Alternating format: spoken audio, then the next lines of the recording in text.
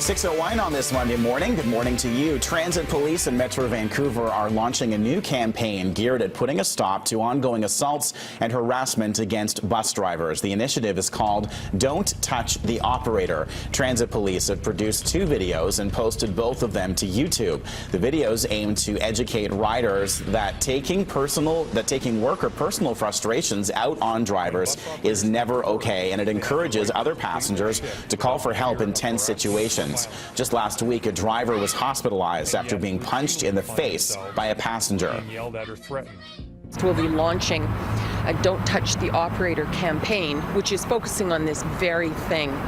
It's an awareness campaign to let the general public know, the transportation public know, that it is not okay to vent your frustrations for whatever reason on your bus stop operator. And Constable Anne Drennan will join us today to discuss the initiative later this morning. The union representing Metro Vancouver bus drivers is co-sponsoring this initiative, but is calling on TransLink for more police resources. The union will be holding a rally at the Sapperton SkyTrain station later this morning. Again, watch for Anne Drennan coming up at around 7:45 right here on BT. With a possible strike looming, SkyTrain workers will be back at the bargaining table today. The Labour Relations Board will be mediating talks between the workers and the BC Rapid Transit Company. So far, negotiations between the two sides have only produced a 95% strike vote by members of CUPE. The workers include operators, attendants, dispatchers, and maintenance staff. Any job action would affect the Expo and the Millennium lines, but not the Canada line. The Ironworkers Memorial Bridge will be shut down completely Wednesday morning from 1 a.m. until 5 a.m. to all vehicle traffic.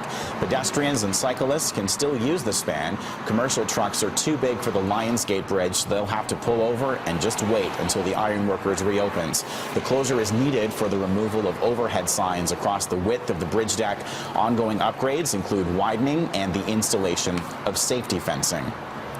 Spring break is over, and now it's back to work for the BC Teachers Union and the provincial government. Contract talks between the province and the BC public school teachers are expected to resume later today. Education Minister Peter Fassbender says he's optimistic an agreement can be reached given the resolution of the container trucker strike last week. The government is seeking a long-term deal. Earlier this month, teachers voted in favor of a strike, but they say if job action is taken, the first phase will be administrative duties and will not impact students.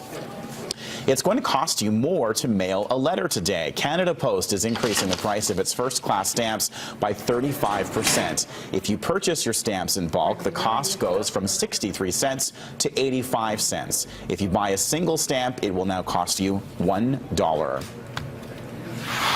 BC Ferries is preparing to raise its rates tomorrow. Walk-ons from Tsawwassen to Swartz Bay will go up 75 cents to $16.25. Driving your vehicle on board a vessel will also be more expensive, $2 more as a matter of fact, setting you back about $53.25 per crossing.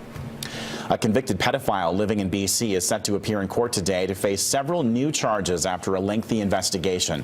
Christopher Paul Neal, who became known as the Swirl Face sex abuser for digitally altering his face in images he posted online, is set to appear in a Port Coquitlam courtroom this morning. Neal is facing 10 new charges related to investigations in Vancouver, Maple Ridge, and Cambodia. The former teacher was convicted of a series of sexual offenses involving children in Bangkok in 2008.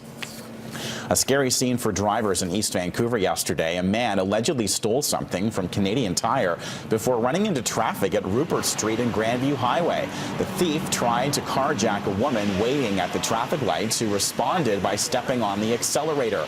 It ended with a collision with a taxi. It went really quick, yeah. I was more concerned about getting the guy out of my car. Absolutely, and you weren't. No, I was just a little adrenaline rush. The suspect was spotted trying to run away, but was taken into custody by police. The death toll of a devastating mudslide in Washington state continues to climb. Authorities now confirm 21 people are dead. However, the list of missing has dropped substantially. 30 people are still unaccounted for this morning. As the search for more victims continues, crews are now concerned about contaminants in the soil. There are worries about tetanus, dysentery, and spillage from sewers and household products. All crew members, including search dogs, are undergoing a thorough cleaning protocol at the end of the day.